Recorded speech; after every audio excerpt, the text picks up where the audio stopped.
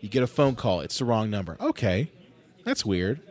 And then the phone call comes back, and it's, we're getting flirty and talking about something. Mm-hmm. Let's go into scary movie territory. Okay, I'll play along. I got to say, Drew Barrymore probably should have known better. and I think, honestly, like, 1996 mentality might have been part of it. Safety of the suburbs. But, because I don't think that'd fly nowadays. Mm-hmm. I think, you couldn't make that movie nowadays with that opener, Yeah. But my point is it builds off of one another to the point where it crescendos when she says, you fucking bitch, don't you hang up on me again. And that's when we know that we're now in deep. And it's way past the point of no return. Where now we know something's going to happen. We don't know what it is at this point. We don't know if Drew Barrymore is going to get killed. We don't know if somebody else. We just know she is in way too fucking deep. And it should have. It started the minute she made the popcorn. Oh, goody, goody, here it comes. Welcome to the Cinema Psycho Show. You are interested in the unknown, the mysterious, the unexplainable. That is why you are here. Oh, my God, don't stop now! With your hosts, Brian, John, and Elaine.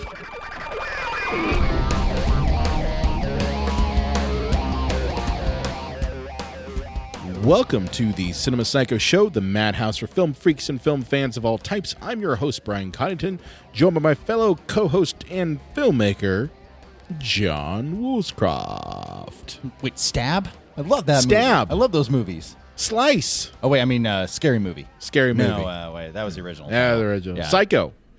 Oh, no. Little Psycho. Too derivative. Derivative, yeah. No, we're on episode 247. Yeah. And it's easy to lose count at this point. 247. And again, as you can probably hear us and you can see us if you are watching us on the YouTubes or on any social medias that we pull videos from this, we are still at the Erie Horror Fest, at least the time we recorded this. Here, you guys can listen to the Children of the Corn.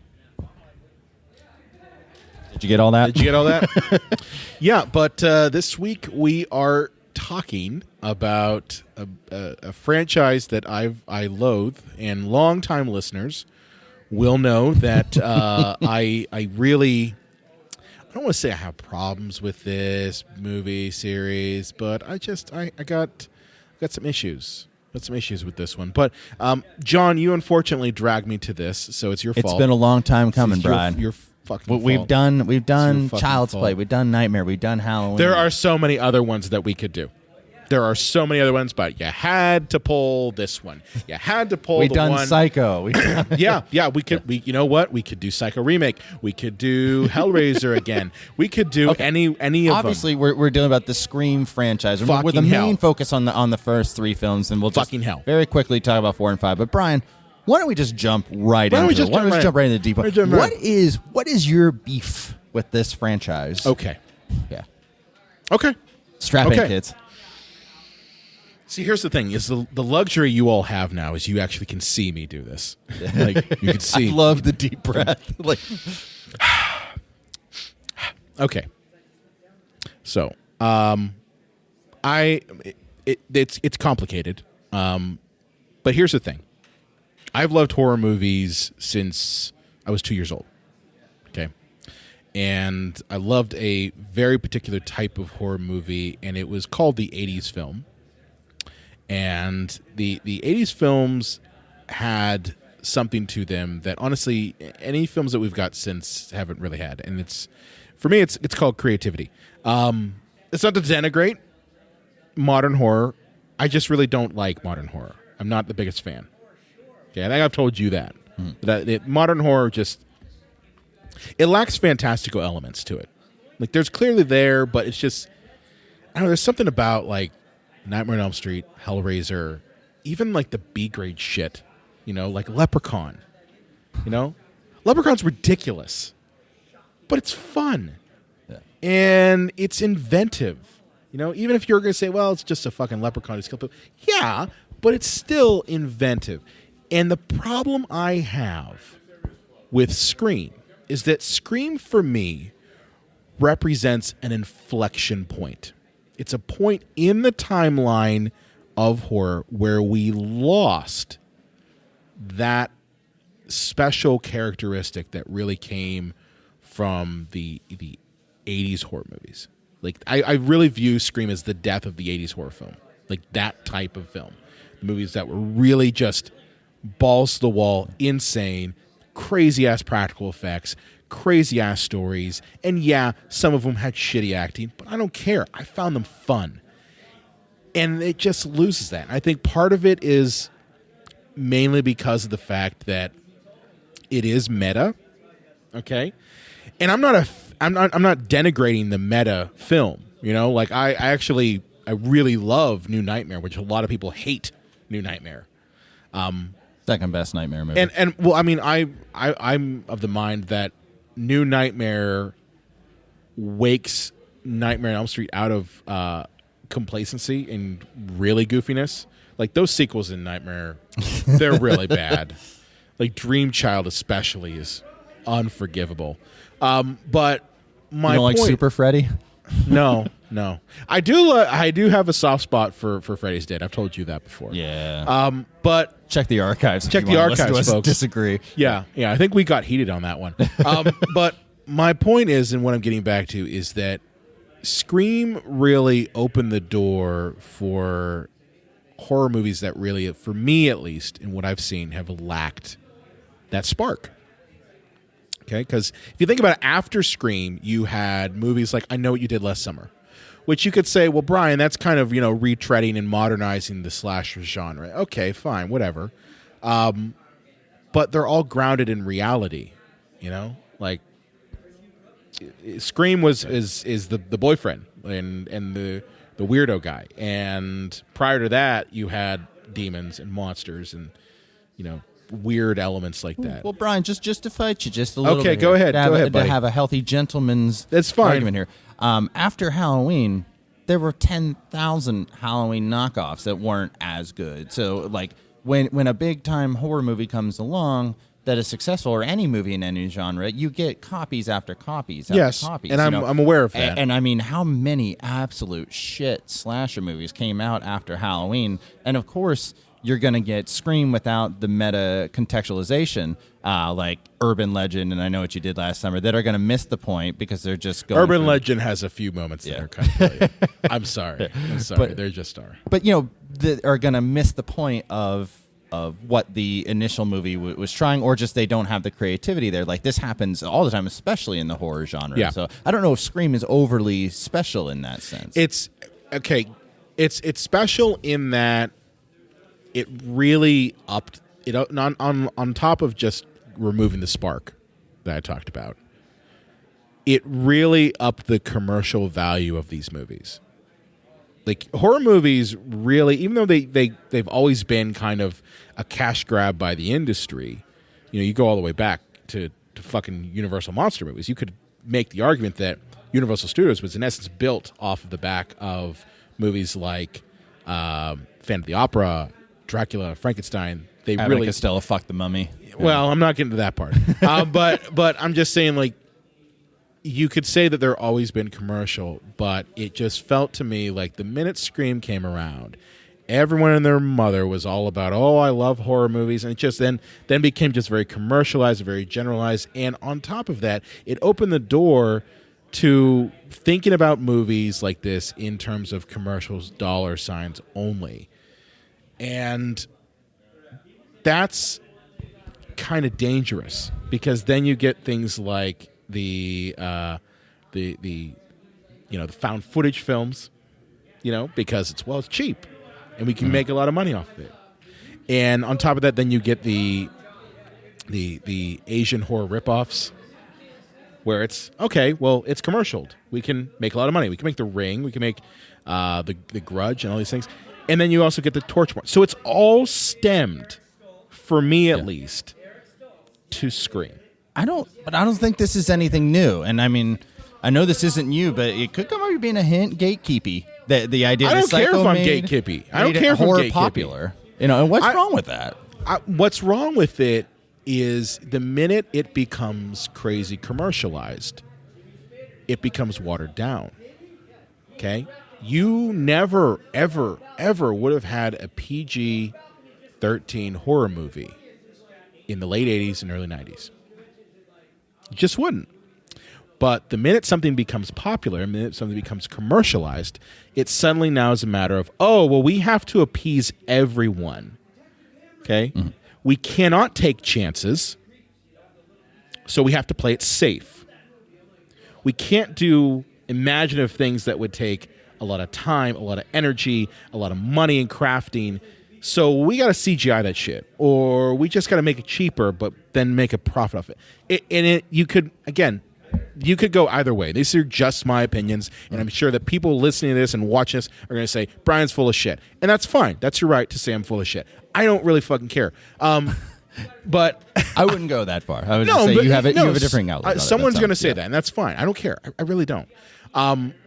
I just, for me, felt that Scream served as an inflection point in the history of horror films that took away the spark that really made movies like Nightmare on Elm Street and Friday the 13th, even to a point, because even some of the gags in like Friday the 13th are hilarious. And even some movies that maybe are not as well known, like Sleepaway Camp. You couldn't have that movie in the 90s. You couldn't have that movie nowadays. Yeah. But, okay? You know, I mean, as much as like I nostalgically remember the Friday the 13th movies, there was not a single one of them that was good. No, but what I mean is just that they existed in a time where people took chances because it was not necessarily considered just a complete financial safe bet. Yeah. But nowadays, it really is a matter of a movie will really not get made by a studio if it isn't a safe bet. Yeah. And yes, there are, and don't get me wrong, because someone's going to say, well, what about Jordan Peele? Not talking about him. He's an anomaly in that he makes amazing horror films, and they're commercially successful, and they have a lot of depth, and they take chances. Majority of the ones out there, though, I mean, can you name off the top of your head a horror movie released in the past year that really, in the past year? Year. That's really been like the last one that I adored. Oh yeah, I was The this. Lighthouse. How long ago was that? It was like 2019 or so. But yeah. But for me, I'm also very picky when it comes to horror movies. If there's like 50 horror movies a year, there's one that I think, or two that are actually great works of art. And Robert Eggers is a different beast in altogether. Which, by the way, did you hear about his Nosferatu project? Yes, I have. I am stoked about that because if anyone, like I used to always say, like you can't remake Nosferatu, even though they already did. Werner Herzog did it in the 70s. Yeah. But yeah, I mean, I loved hearing that he was going to take on that because if there's someone else who was going to make it, I'm glad that it was Robert Eggers. But getting back to my point, is you open a Pandora's box. I'm sorry, I fucking told you this. I said the minute you get me talking about Scream, we had to start there. Yeah, the minute you get me talk about fucking Scream, I'm going to get angry. Okay. So it's like if a couple goes out to dinner and the husband's been cheating on the wife constantly, they're not going to start with the fact that she doesn't do the dishes sometimes. We're going to start with the yeah. So I guess for me, it ruined the spark, just took it away. It made it crazy commercial, where now studios are looking at horror in terms of dollar signs only and unwilling to take chances. And it's even amped up even more now, where now the whole industry has been funded by venture capitalists, so it's even more a risk-averse setup than even when Scream came out, and even in the 2000s. It's more risk-averse now than ever before. Well, how do you feel about Wes Craven? Last House on the Left, and Nightmare on Elm Street, and I mean, I love Wes Craven coming and doing this movie. I love Wes Craven, and I understand why he made Scream. And I even told you this in the car on the car ride up. I said I've softened a little bit on Scream. Doesn't sound like it, but it's true. The first Scream, I see a bit more redeeming qualities in it now than when I initially saw it in probably 96 when it came out. Because I was that kid who. Not allowed to watch the R-rated movie. Well, fuck you. I found a way. And I've softened a little bit on it now because I can take it into context and say, all right, what was Wes Craven really trying to do here? He's trying to basically take what he has done in the 80s and even late 70s, I think that was when he started, and distill it down into a meta film that isn't afraid to laugh at itself. Okay. Fine. But I don't think he's responsible for the inflection point. I don't think he's responsible for basically it blowing up to the point where horror now is measured through, dollars and cents first. Not after. Not after. First. Well, Brian, how do you feel about, the whole meta idea in the first place of kind of like, I mean, it's not as far as, say, New Nightmare where Robert Englund's playing Robert Englund, but how do you feel about that whole idea? Let's say it didn't change things or it wasn't as successful as it was. Like, how do you feel about that meta context? I'm actually okay with it. I'm okay with it to a point. I think it makes sense at certain points. Like for instance, what the fuck movie was it that? Cabin in the Woods. Cabin in the Woods very much serves as a similar archetype to Scream. Like it really does. And I really adore Cabin in the Woods. I really do. Because one, you've got fake Pinhead in it with saw face. Yeah. But yeah, I mean, I like it, and I like the whole idea of going meta. I do like that it's not crazy heavy-handed in Scream. I think in the later sequels, it definitely becomes almost like you have to have that moment. Like, fuck, isn't he in Scream 3 where, like, Randy's sister comes up and says, here's a VHS tape where it has Randy who died in the last movie, and he gives you some little nugget of film knowledge because we have to have it in there. I have more of a problem with Jay and Silent Bob and Princess Leia being in the movie. But yeah. Or pretending not to be Princess Leia. Yeah. But I'm just saying, like, when it's handled well, meta works. When it is handled poorly, it ruins a movie. Mm-hmm. It really does. Because then it becomes a joke. And it's like, I can't take anything seriously because you have to have that meta thing in there. In the first Scream, I think it definitely does work. And I think that's because Wes Craven tested the grounds of it with New Nightmare. Well, one thing that I do really appreciate about Scream is that, you may remember Billy and Stu are the killers from the first movie, but unless you're a huge diehard fan of this franchise and you know every single character and every beat and every line and all that, I dare you to tell me the name of the killer from the second one or the third one. So for the casual fans here, or the fourth one. But the person you remember, unlike, say, Friday the 13th or the Halloween franchises, you remember Sidney Prescott. Yes. Ghostface is almost inconsequential. He's there to carry the plot along. And we went from the idea of these children, these teenagers being disposable commodities for basically stand-ins for Ronald Reagan, in a Republican ideology, killing people for sex, freedom, and drugs and rock and roll. And the only person you remember is Jason Voorhees at the end of the movie. The person you remember now is Sidney Prescott. It showed a dynamic shift where we're going to focus more on the victims or survivors or however you want to say it, more than just the killer. Well, it does speak a little bit to what happens to the final girl, for instance. We always look at horror movies, and again, this is going back to the meta. The final girl in every horror movie, the film ends with her or him, because it could be both, just surviving and overcoming it. But we never actually see the PTSD that comes from enduring that. Yeah. So I think that is one thing I will give Scream, is that the franchise has consistently made the survivors of the Woodsboro massacre paramount. It has made what happens to those characters within each subsequent sequel matter. We want to know what happened to Sydney. We want to know how she's doing, how she's coping with this, and what demons she's still dealing with. No. And Dewey and Gale, like these characters, for better or worse, are ones that you remember.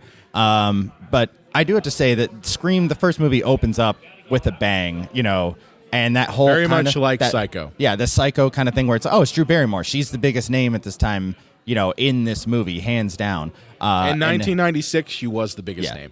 And for her to just get offed, and that's a very tense scene. Wes Craven knew what he was doing. Yes. And for that, and very gory opening. That shot of her just like, oh shit, hung like a pig. Well, just even the and this is coming from someone who doesn't like the movie,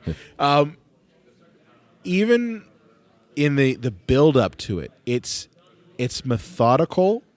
You can tell that it's handled by a master in building terror and tension, because it opens up in the most inane, boring type of setting, in a house at nighttime making popcorn. Boring and watching Blockbuster. How many of us have done that? Yeah. Making food at nighttime, chilling out, watching Netflix or Hulu or whatever, and just then adding one little element to it and building across it. You get a phone call. It's the wrong number. Okay, that's weird. And then the phone call comes back, and it's, we're getting flirty and talking about something. Mm-hmm. Let's go into scary movie territory. Okay, I'll play along. I got to say, Drew Barrymore probably should have known better. and I think, honestly, like 1996 mentality might have been part of it. Safety of the suburbs. But, because I don't think that'd fly nowadays. Mm-hmm. I think, you couldn't make that movie nowadays with that opener, Yeah. But my point is it builds off of one another to the point where it crescendos when she says, you fucking bitch, don't you hang up on me again. And that's when we know that we're now in deep. And it's way past the point of no return. Where now we know something's going to happen. We don't know what it is at this point. We don't know if Drew Barrymore is going to get killed. We don't know if somebody else. We just know she is in way too fucking deep. And it should have it started the minute she made the popcorn. Mm-hmm. And then obviously we get a hit where we show the boyfriend strapped into the chair. He's going to get electrocuted. And then, of course, she gets gutted. Mm-hmm. Like, that's the word for it. Gutted and hung. Yeah. There's no way that Billy and Stu, spoiler alert, if you're that pulled that off that quickly. No. The parents were pulling in. But no, I do think that by the time the 90s rolled around, horror movies were kind of DOA. So I think I'm always thinking the way I'm always thinking is the casual fan. Like, I think of it as professional wrestling, like good, bad, really bad, horribly bad. I'm going to watch no matter what. But most people that go, Stone Cold's not around anymore, I'm not going to watch anymore. You need something to pull in the casual audience, and I think the casual audience had left horror. And I think this is a way to reinvigorate. Possibly. I mean, you could have some point there. But again, you got to figure that at that time, you're looking at 92 to, say, 95. What were the movies the horror movies that really were kind of showing off? You had Bram Stoker's Dracula. Okay, so that came out in 92. Then you followed it up with Frankenstein, which one of these days we got to do that one. Oh, boy. Kenneth Branagh's Frankenstein. Yeah. Because I actually like it, but I know a lot of people hate it. Okay, you had these Universal Monsters movies that are basically being remade, and at the same time, on the smaller scale, you had smaller films like 95's Tales from the Hood, which a lot of people kind of gloss over, is amazing horror, has practical effects, is fucking terrifying. But you just said it. People gloss over it. They gloss over it. And it kind of flew under the radar. And I really do think that unfortunately, I think portion of the audience is turned off by race, which is unfortunate. Mm-hmm. Rico. But yeah, you might have some merit there that Scream did revitalize horror, but I look at it as that's a double-edged sword. When you revitalize the genre, what is the repercussions of that? Well, I mean, if you take a look at Batman, the 60s TV series, yeah, it's kind of blasphemous to like what Batman really was. But without that show, without that garnering resurgence of interest in Batman, we probably don't have Batman 89. We don't have the animated series. We don't have the Christopher Nolan movies. Well, I mean, if anything, having that 66 was it 66 around there, yeah, 66 series. The one thing is it showed you what we didn't want Batman to be. Yeah. Right, and that's the problem, though, is that with Scream, it didn't show us what we wanted horror to not be. Like, that's the thing. It redirected everything to look like Scream and be an offshoot of that. So that's, I guess, the only other caveat I could say is, like, yes, did it revitalize it, and yes, did it modernize it? Sure. Okay? And it could be just a matter of the 90s really wanted that. That's what the type of horror they wanted. Okay, whatever.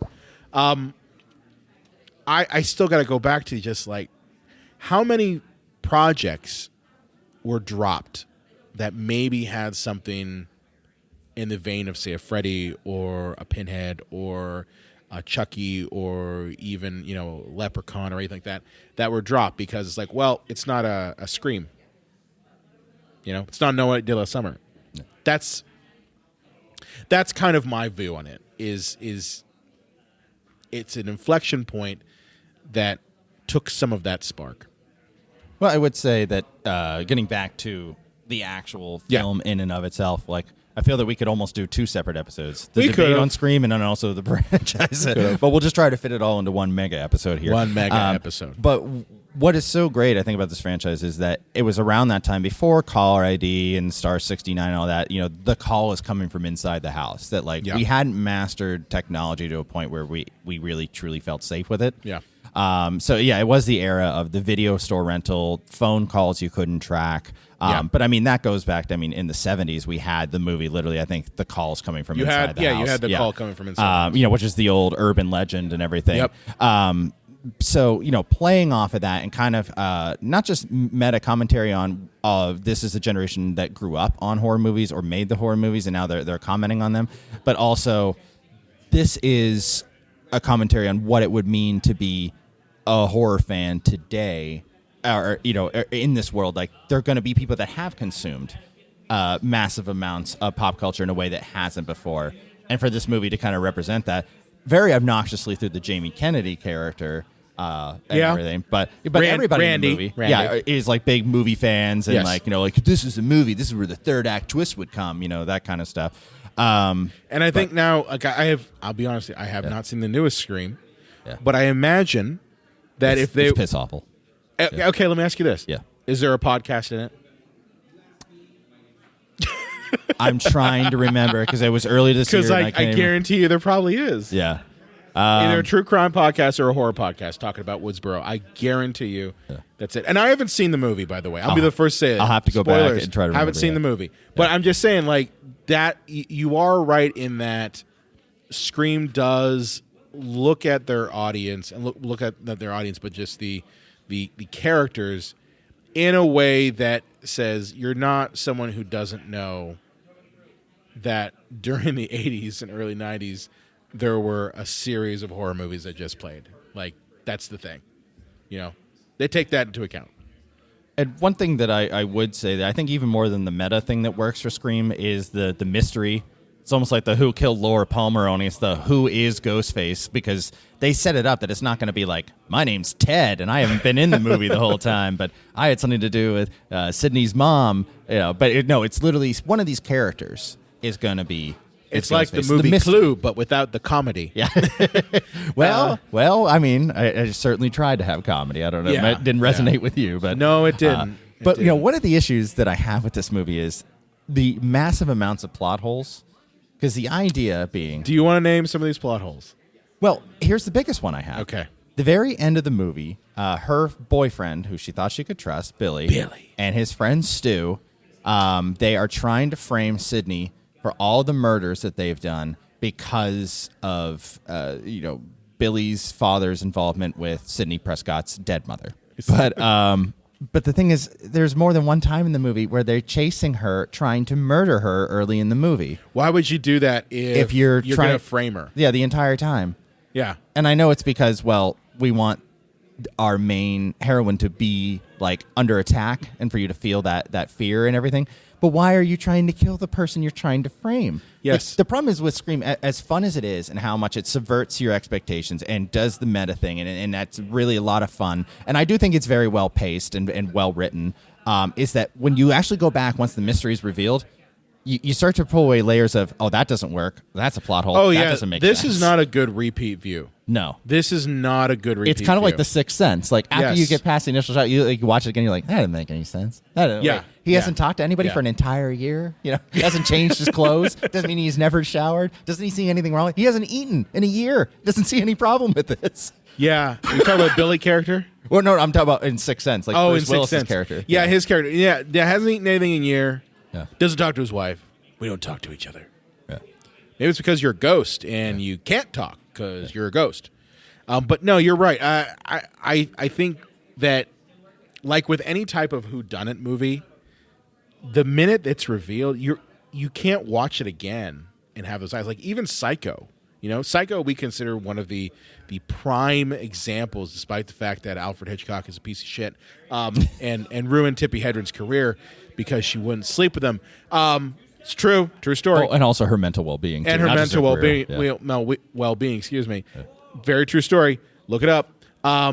Even though Psycho is considered a classic of horror and considered the primary archetype for slasher movies like Scream, the minute you watch it and then rewatch it again, everything is just like, well, yeah, fucking Norman Bates, of course, is crazy.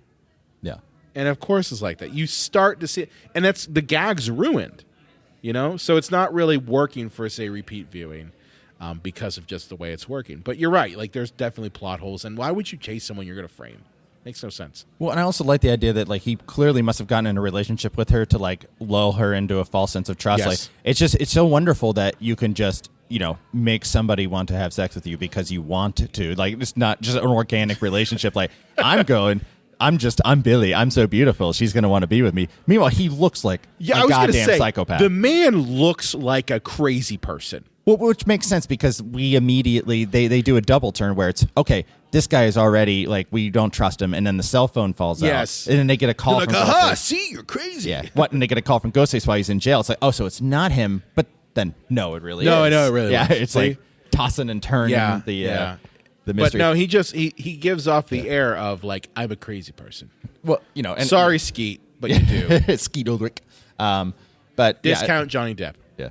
And obviously, I hope that if you're listening to this episode or watching it, if you're watching some of our live streams out of the fact, is that you know this movie because obviously we're not naming every single character and every single plot. I'm assuming you know this. John, it's been out since 1996. Yeah, and if you clicked on a thing called the Scream franchise breakdown, I'm sure you know. Yeah, you know. You know. all the ins and outs of it. But yeah, but I could see, like, rewatching it, some of the meta stuff does get a little obnoxious. But I think, like, I think for me, it only becomes more obnoxious the more I see it. Like, things can grate on you as you get older. Yeah. But when I was like 12, I thought it was super neat. I'm like, they just like they used in Psycho, which no, they didn't use chocolate syrup, but I think he says something like corn syrup or something. Yeah, he used chocolate syrup in Psycho. Does he? What's that? He used chocolate syrup in Psycho. Yeah, but I don't think he says chocolate syrup. But no, he used Caro. Yeah, it's like Caro syrup. Yeah. But and I was like, oh, he's referencing movies and things I know because I'm just like a little dork trivia maestro. But yeah, but it does get a little grating as the time goes on. But I do feel that, like, it would have been something. You just kind of want to punch Randy in the face. Yeah. It would have been something that would have been real great. You're going to get in the sequel, fucker. Just encapsulated in a one-off thing. But the problem is with how successful it was and then how many copies there were of it and how easy it is to make sequels because there's so much to meta commentate on. Oh, well, of course, there's somebody would come back and try to, like, kill somebody as doing a sequel or wanted to do a trilogy or a reboot or a soft reboot, or and all that stuff. So, of course, there's going to be sequels. But the one thing that I always thought were the three stupidest parts of this movie were that they decide to invoke a curfew because all these people are being killed by Ghostface. But the thing is, they kill the principal out of nowhere, and I thought to myself, in the middle of the day. Yeah, I'm like, the fuck? Why did you kill the principal? What does this fucking matter? You're just mad because Henry Winkler is a nice man. He is a very nice man. I met him. And he smells like lavender. He's wonderful. He smells like lavender. He does, man. But then I found out, like, Harvey Weinstein. Whatever happened to him? Yeah, I don't know. Yeah, I don't hear much from him anymore. Yeah, well, that's what happens when you're in prison. Yeah. But apparently he's like, there's not been enough kills for a while, so you need to kill somebody. That sounds like a Weinstein thing to say. But then, it does. But then the idea that, okay, there's curfew, and I know these are supposed to be like latchkey, rich Californian kids and stuff, but they all can go to a party. Latchkey, rich Californian kids. But there's a curfew because there's a murder around. All these kids' parents just let them go to a house party. Yeah, because, that's what you do. Yeah. That's what you do. Like, oh, yeah, well, where are you going tonight? Oh, I'm just going to the house party. Yeah. Well, remember that curfew? Oh, yeah, I'll remember it. Yeah.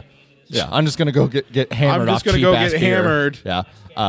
Where are you going, Cindy? To the house party. Yeah. What are you going to do over there, house party? I don't know. Yeah, I've been chased by a murderer. I got chased by that murderer, that ghost-faced, last night, and, Maybe I should just lock my closet with a shotgun, and if anybody opens it, I'll shoot But the them. party's down the lane. I got to go to that. But then even worse, the way they use the excuse to clear out the house. The principal's been gutted, and he's attached to the goal post, like the field goal post. Like, do you know how that's like 12 feet high? So somehow, Stu and Billy... Well, maybe they did the Captain America thing. Yeah. Okay? Remember Captain America, First Avenger?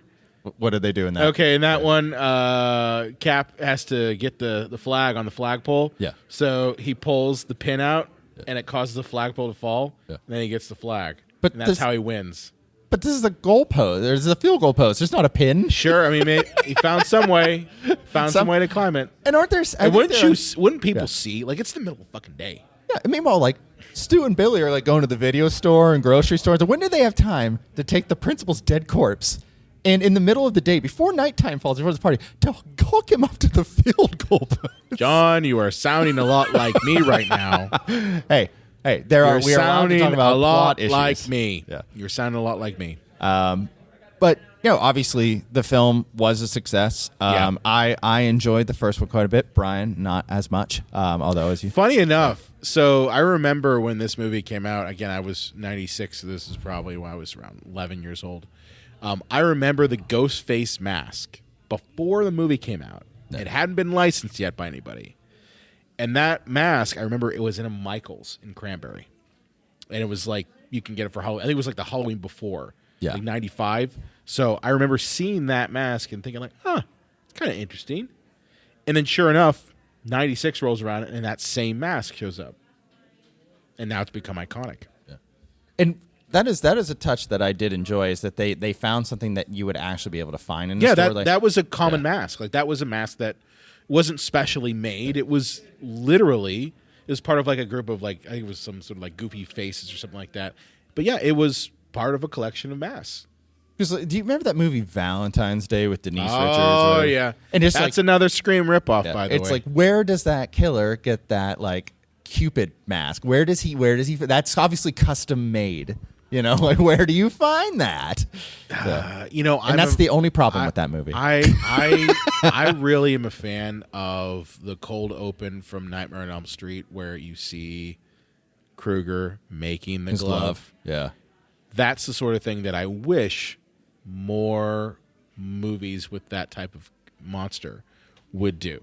Where if you're gonna have someone wear a fucking mask, okay, let's see how they made it. But I need a prequel to see where he gets his sweater, or how his dad gives him his hat when he dies. Don't kill any kids while wearing this hat, son. I don't need a whole goddamn movie about that. I just need one fucking scene. But yeah, so you would think that the writers would be in a little bit of a tough spot, because they announce who the killers are and they murder them, and we're not going Friday 13th Part 6 where lightning bolt brings Billy back to life. Super dead. Yeah, but they have somebody doing a copycat thing, and we got another mystery. And this is where, even by the sequel, it's starting to run thin. It's like, okay, I get the commentary of, okay, somebody would probably try to copycat this because they want to do a sequel to the Woodsboro killing. But that sort of thing happened in the 90s. That sort of thing happened. You had like the money train murders that happened. I remember that being a copycat thing. People saw the movie Money Train and started copying the crimes and murders in that. But the issue is like, they're in college now, but yet somehow Dewey ends up there and Gail ends up there, and it's just like the gang's all here again. back together. And it's the same thing again. It's just a different new teenagers. Yeah. And we need to find out college students. Yeah. We need to find out who the new Ghostface is. But that's the only really pull for me, because like it's the same thing again, just like, but I've already seen the meta commentary. I already saw it in the first one. That's what I'm saying, is I think the sequels they got the wrong message. Yeah. They got the wrong message here.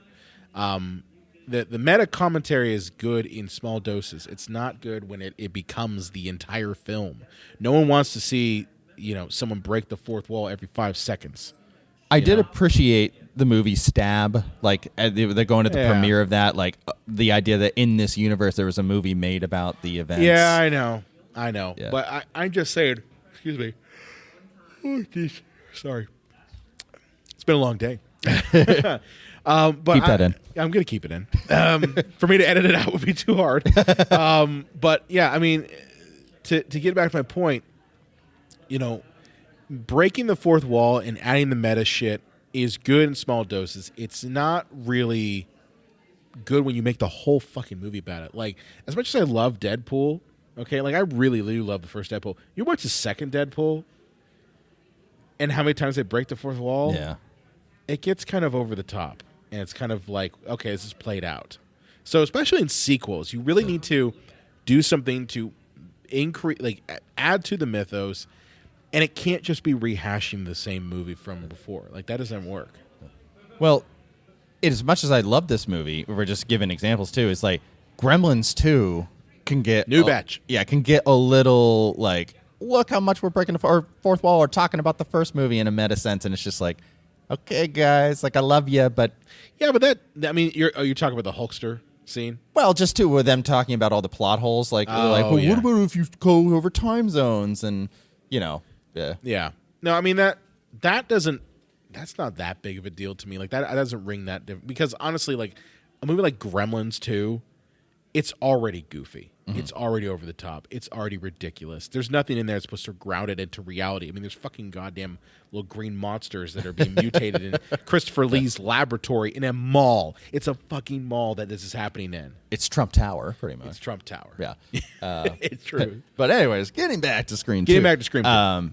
But yeah, I don't think that this film offers anything overly new. And the idea of some of the things in the movie, like how Sydney, who has just survived this horrible traumatic experience, is going to be in a play where there are people with masks and knives. Yeah, that doesn't make sense.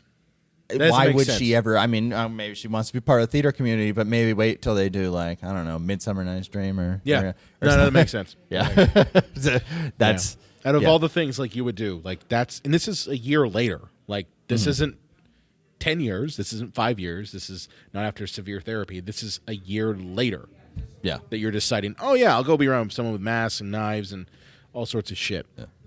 And the payoff to this one just absolutely sharts the bed. Not as bad as the third one, but it really sharts the bed. So with this one, and again, remind me of this because I haven't watched all of them in a long time. I have watched the second one. I watched the first three, and I'll be the first to say that. And you can attribute it to my distaste for the franchise, okay? But I know the mom is the killer who's like manipulating there. But didn't she have a second with her? Yeah, Timothy Olyphant. Are you sure that's in the sequel? In the second one? Yeah. Okay, so Timothy Olyphant in the second one. Yeah. And who does he play? He plays the director. No, he's just another student at the school. He's just another student. Oh, he's young Timothy Olyphant. And his like somehow this lady and this young man like found a way to come together, and his plan is to like blame his killings on the movies. Oh, so that kind of more of a commentary of like, all these Republicans and stuff that want to see it's the movies, it's violent video games, and the Marilyn Manson that's making all these kids evil. You get it? And this guy's gonna be like, I'm gonna use that to my advantage. Like, but you're still going away. You're still gonna go to jail. Yeah, like you might get off on a technicality of like insane, but you're just you're still going to go a to sanitarium. prison. You're not getting off on it. Yeah. Yeah, but yeah, you've got Billy Loomis's mommy as the ghost face because she wasn't there, and she like skip town in the first movie. Mm-hmm. Yeah. But it's another person to call Sidney Prescott's mom a dirty whore. Yeah, it's like everything goes back to Sidney Prescott's mommy. But this woman is in owning her sexuality. Can we please leave her alone? Yeah. I mean, I get that, but like, Jesus Christ. Yeah. But yeah, I mean, obviously the third one, there's a lot more to talk about because it just absolutely collapses on itself. But there's like, I don't know. And you're not just saying that because of Courtney Cox's haircut. Or Jay and Silent Bob being in the movie. I still can't get over that. That was a Weinstein trick right there. That was like, hey, I got these guys. They're going to be in the movie. Yeah. They got Dogma coming out. They're going to be in the movie. Yeah. And I swear we don't know anything about what Harvey is doing behind the scenes. No, not at all. It's not like, that the producer, the scumbag producer who is in the movie, it's not like that could be Harvey Weinstein. Yeah, maybe. I was so shocked. I had no idea, said Matt Damon and Ben Affleck. Yeah, none of them knew. Yeah. No one knew. Yeah. No one knew. Bullshit. Yeah, so talk about the third one. Yeah. So when we get to the third movie, I mean, the problems that you had said, of getting into the meta stuff, the third one is almost nothing but meta, and it goes to the realms more of comedy, and there's a kind of a reason for that.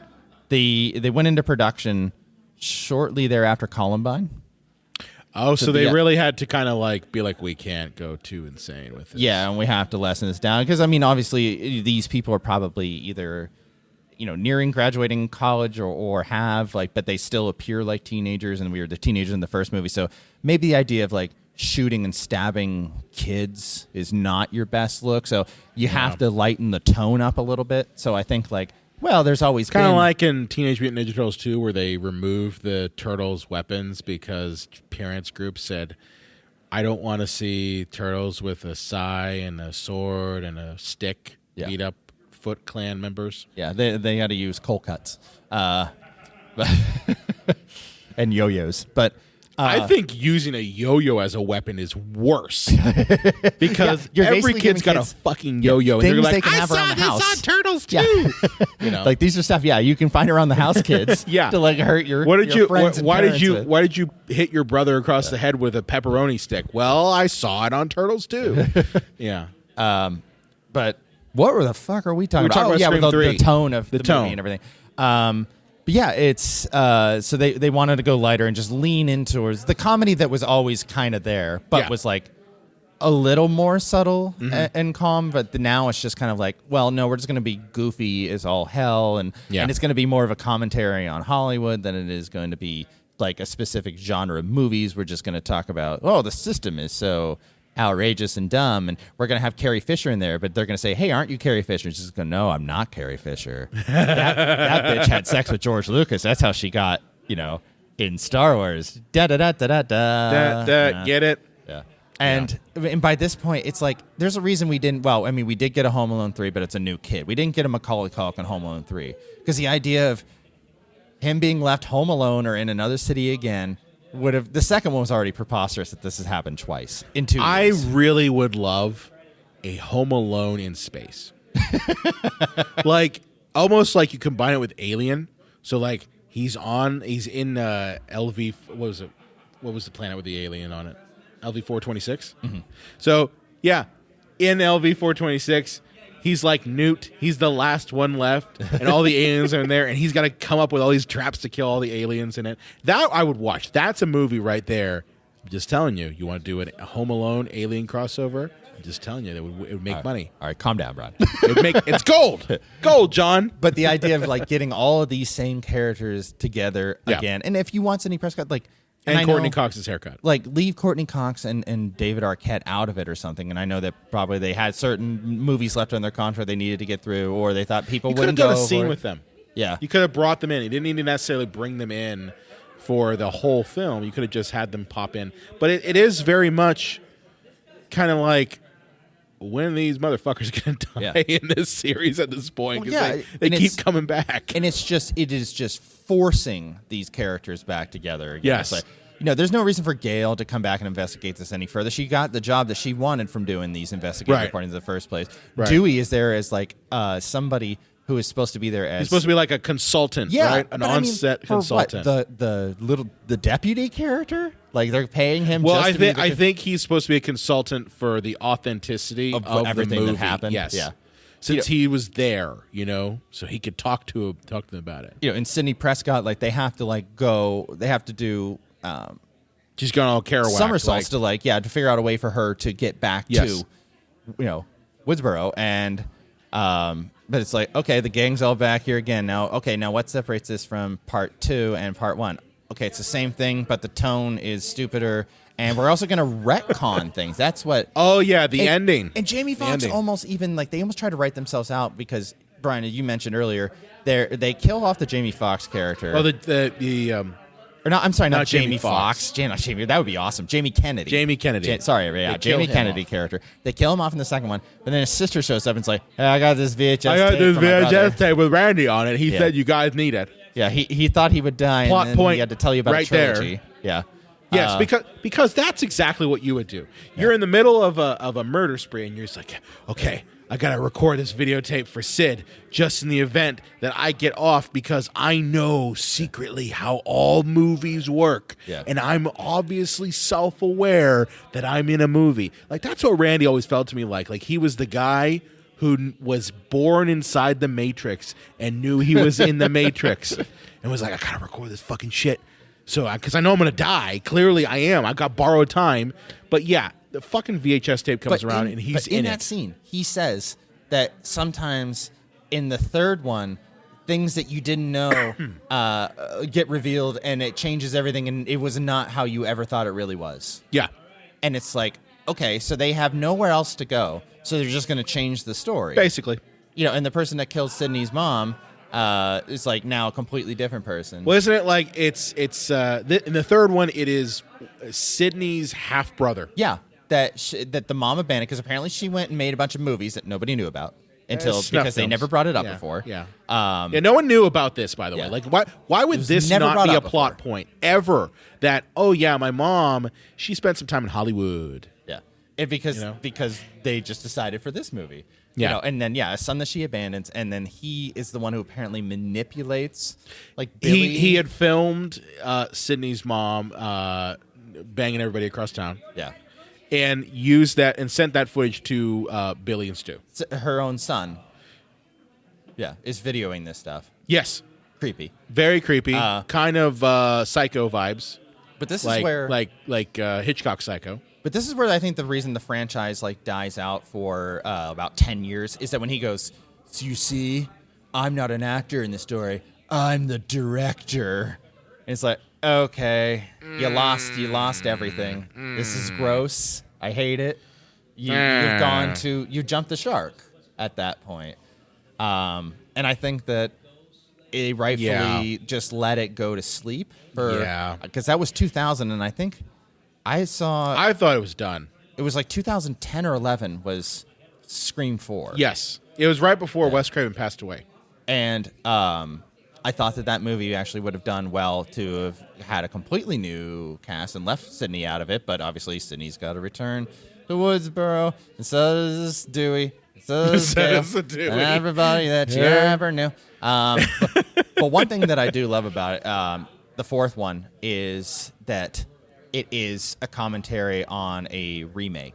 Oh, okay. And around that time, even the main character, when it reveals who they are, they start listing off about 20 remakes and how Hollywood's completely out of ideas, and that this is I'm just repeating everything that happened in the first Woodboro slaying because everything's a remake now. And I'm kind of like, that's kind of smart. That's kind of clever. Okay. But however, you could say that Scream is a remake of Halloween and that Halloween is a remake of Psycho. Yeah. So, I mean, you could go down that path. You could but actual little remakes, like Rob Zombie's Halloween is compared to John Carpenter's. Yeah, I know what you mean. But in the fact that the killer in the fourth one is the new Sidney Prescott, the one that we felt as being they're going after the whole movie. Yeah. She's actually the main Ghostface herself. Oh, okay. So I'm like, that's pretty clever. But then the final girl is the killer. Yeah. Oh. But the fifth one rolls around here, and it's just the fourth one again. But instead of a remake, it's a soft reboot. And I'm like, okay, we're just pulling hairs. It's now here. We're pulling hairs. Yeah, and the problem is that Gail and Sydney are in the and they're almost quipping, kind of like the Lethal Weapon guys, like. Hey, too old for this shit. Yeah, they almost think it's hilarious that they're about to be murdered, and it's just and they're like, yeah, can you believe this again? Like, they look at people, and not literally isn't a line, but they'll be like, first time this has happened to you, like new people, like, oh, come on. And I'm just like, okay, they just don't. I mean, care first anymore. of all, that completely ruins the character of Sydney, mainly because of the fact that, again, as I mentioned earlier in the episode, the whole thing with her is that we're getting to see what happens to the final girl after encountering this shit. And once you go down that path of, it's all trivial, none of them the stakes don't matter anymore. They just don't. And nobody survives this 5 fucking times. It's easy. You're totally done. In front of them, or even Laurie Strode in the original Halloween trilogy, Halloween series, like not counting the new stuff. But she even gets killed in the Busta Rhymes one. Yeah, right after H2O. Well, I thought you were going to talk about her trauma, and I'm just going to sidebar here for a second. I think there is more nuance to her trauma in H2O than there is in the 2018 Halloween. I'd agree with that. Because, I'd agree with that. She didn't let it completely consume her life, but you know that she's drinking too much to hide the pain. Yep. There are times where she has panic attacks where she sees Michael and has to close her eyes and come back together. Yep. She's overly controlling of a parent, but not to the point of absurdity in the 2018 one. So, yeah, I think that is actually a better symbol of her grief than in the 2018 one. But, hey, what are we talking about here? Oh, yeah, Scream. But, yeah, the problem is that, it should be leave well enough alone. But when you have something like Scream where he's like, oh, there's 10,000 more things we can do than meta commentary, you're going to get 10,000 more sequels. And what I don't understand is they're in the process of making Scream 6. And it's Yeah. And it's going to be for fuck's sake. It's going to be in that universe. But I got a better pitch for them. Make Scream 6, but the main character's not Sidney Prescott. It's Neve Campbell. What if you go New Nightmare? New Nightmare. And somebody in reality, quote unquote, and people with a podcast can't see. I did the finger quotes. Our video YouTube people will see it. Yeah, is that the person's going after Neve Campbell, the actress, and going after David Arquette, the actor, the wrestler. Wow! Ready to rumble. You pulled that pitch right. Well, he does wrestle. He is a professional wrestler. Really, I didn't know that. Yeah. So I thought that would be how more meta can you get is if the idea is that the killer's going after the people in real life and not the characters in the movie. I mean, if you do that, you can't make any more. Well, you're done at that point. They should have been done after the third one. They should have been done the third one. But I'm just saying, knowing again how Hollywood works, the minute that something like that becomes successful, they're not going to fucking stop. No, but just won't. That's true for any franchise. Like a compulsive gambler. Yeah, you look at Jason X, Freddy's Dead, The Final Nightmare, or Nightmare on Elm Street 5. These movies, they just ride them until they are insufferable, even for the biggest fan base. And we'll get probably another season of the Scream TV show. We'll get Scream 6. We'll get Scream 7. Is that Scream TV show still on? I don't know. I ignored it, and obviously it's not part of our review. I didn't see it too. I'm just what the fuck is this? Yeah. But I would say that Brian, I did find the whole idea, the whole concept of Scream to be very clever. I still do very much like the first one. I don't go out of my way to watch it. But if it's on or somebody does want to watch it around Halloween or something, I'll check it out. I do not care for the sequels, although I will say I think for me it goes 1, 4, 2, 3, and 5 in the order. So I would watch the fourth one again if somebody wanted to watch it, but the other ones can go straight to hell. I'd watch the first one. Yeah. To be completely honest with you, if I was like, well, Brian, you have to watch a Scream movie, which one are you going to watch? And I would watch the first one because, as you said, for its time, it was inventive in that it did combine some of these meta techniques to it, something that really was tested in New Nightmare, and I love New Nightmare to death, but refined a bit, And I think that is a testament to Wes Craven's genius, I still go back to it and say it's hard for me to really love this movie because I knew what it birthed. And I knew what it did. We still are, in my opinion, dealing with the repercussions of a horror genre that is completely concerned with financials first and story second. But I would say that the Hollywood system is a self-correcting system. Garbage in, garbage out. Yeah. This But year, how many more fucking Curse of La Lloronas am I going to have to go sit through? But the past 2 years we got X, Pearl, Barbarian. Smile is actually supposed Barbarian to be I haven't seen surprisingly yet. good. Did you see it? No, but everyone around me is, Titan. A lot of these very inventive, out there horror movies that aren't reliant on, just the system as is. Right. And that you are, maybe that is a correction from this. Mm-hmm. Maybe that is the attempt at the genre saying we went too far with commercialization of the whole genre. And now these indie filmmakers, and a lot of them are independents, or they're the independent part of the studio, and kind of trying to course correct and get back to where we are, where the monster is becoming the more important thing, and not just the meta. Yeah, Yeah, and I would say this franchise was a breath of fresh air, but I think that it engulfed itself. Oh yeah, big time. It became too proud of itself, and before you know it had eaten itself. It's like a snake who starts eating the other end of its tail. It's delicious at first. I just think the biggest problem the movie has, or the franchise has, is that it took the wrong lessons from the movie. It really thought that if we lean into the meta and make more of the movie the meta, then it will be successful. That's not what makes that's not what makes Scream successful.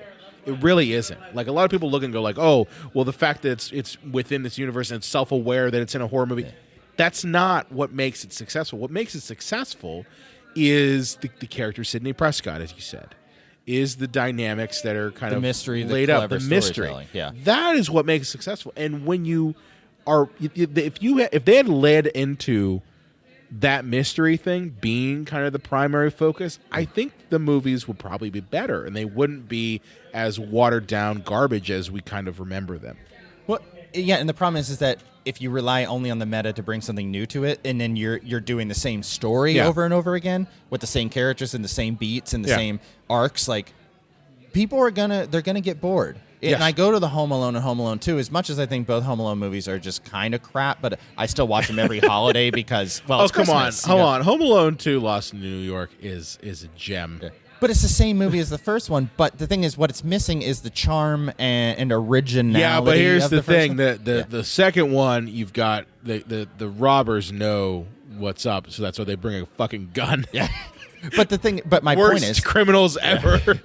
is that they think that the only thing that people want to see in Home Alone is people getting hit by paint cans. They don't want any of the charm traps. or the characters and then they realize that wasn't true. And they think, the only thing, we can just do the same ghost face, and then there's two of them, and there's a surprise, and they're after Sydney again. But we'll throw it full of meta jokes, like new meta jokes. That's all you really want, right? That's all you want. You want us to comment on remakes, soft boots. It's the same, but it's the same thing again. Yeah. And we were actually talking to Mark. I don't even know when this will drop, but when we're recording this earlier today, we were talking to Mark Patton, and one of the funny thing about Nightmare on Elm Street 2 is that it tried something different. Yes. It was a body horror movie. Freddy used a vessel to enter the real world, and it was but the weird thing is it was too different. People didn't like it, and then they went to Dream Warriors, which was the first movie on steroids. It is. Yeah, it is. I mean, it was successful. The only thing I would say about Nightmare 2, and again, this is not a Nightmare 2 episode, is just that in Nightmare 2, the one thing that pissed people off, and I can see their point, is that it disobeyed the rules that were clearly established. You were told in Nightmare 1, Freddy can only get you when you fall asleep, so you have to fall asleep. But the minute we get to Nightmare 2, it's no longer the case. And now it is that Freddy can occupy reality.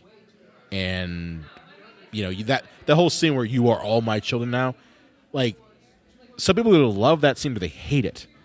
The people who hate it because it violates the primary way that Freddy works. Wes Craven hated it.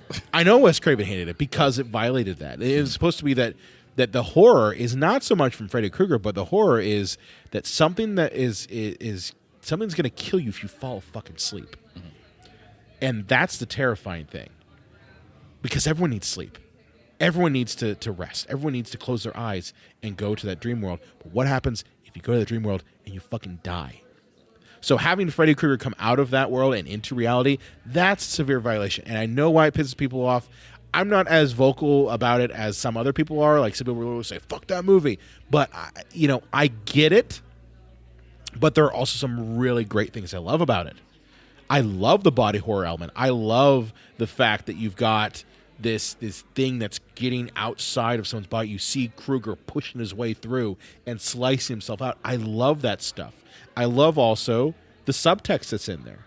It's something that I really didn't notice at the time that I watched it. The first time I watched it, I had no idea. I had no idea, but then we watch it again and again and again. As you get older, you start to realize, hey, wait a minute. Yeah. This is about something other than just a monster. Yeah. This is about being different. This is about, homosexuality and feeling different amongst your peers, especially in a time period, which I'm sorry to say, the 80s were not very kind. Nor the 90s or the 2000s or the 2010s. Or the 2010s. We're not, I'm sure. I'd like to think we're doing okay now, but we're probably not. No, I'm probably not. In a decade now, we'll look back and go, oh, like, God. holy shit. You know? Yeah, but I'm just saying, like, it has that subtext in there that not a lot of horror movies had. Hellraiser definitely did. Hellraiser has that subtext in there, but not to that extent and not dealing with teenagers. Well, just kind of like my last thoughts or takes on it is... we got one of the children of that corn opening doors on us already. Is that I know a lot of people of my age group like this movie for different reasons or dislike it. And Brian, we were both horror fans growing up. Yeah. And while I took it more as like, oh, cool, this is kind of like an ironic commentary on horror movies. You took the polar opposite of it, but I also know there are some people that weren't horror fans who are of our age this is like their introduction to horror movies, and they love it for that too. But I'd be very curious to see people who grew up, who are like maybe say 20 years old now, who didn't grow up with landlines, and they why don't they just use their cell phone? How they feel, but then also like how does somebody who was 50 years old when they first saw this, how do they feel about it? Like, I feel that this type of movie really is dependent on your fandom, but also what age were you when you saw it? True. And I think that would affect because honestly, like the shit in Scream 1 right now, none of that would work. Well, one of the none of that would jokes fucking work at the beginning of Scream 2 is somebody who's like, it's clearly not the killer because he's like, hey, I'm gonna kill you, and he's like kind of giggling, and the lady pulls up her caller ID, which is separate from the phone, and goes, okay, Todd Stevenson of 72, and he hangs up right away, and it's like, oh, caller ID, ID, man. Yeah, it's like, wow, what a new invention, how neat. That was a new invention, and it was a separate device. Oh, we didn't even mention the fact that in Scream 3 they have a machine that can mimic anybody's voice perfectly. Why does the CIA not have that shit? That's so fucking stupid. It hurts. I mean, well, here's the thing. Here's the thing. Yeah.